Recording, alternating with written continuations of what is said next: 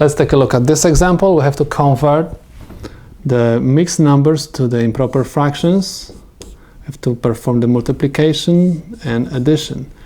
3 times 3 is 9 plus 1 is 10 over 3 divided by 6 times 4 is 24 plus 1 is 25.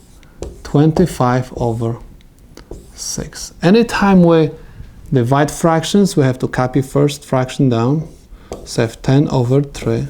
Division I have to change to the multiplication and find the reciprocal of the second fraction. 6 over 25. Now check if we can reduce something. I mean, we're supposed to reduce any denominator with any numerator. So in this case I have 10 and I have 25. Remember, anytime number ends with 0 or 5, that number is divisible by 5. So I can reduce 10 by 5 and 25 I can divide by 5. 3 is divisible by 3 and 6 is also divisible by 3. 10 divided by 5 is equal 2. 3 divided by 3 is 1.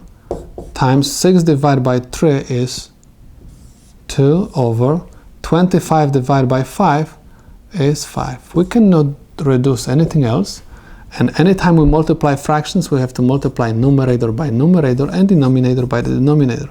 2 times 2 is 4. 1 times 5 is 5. This is the solution to the problem.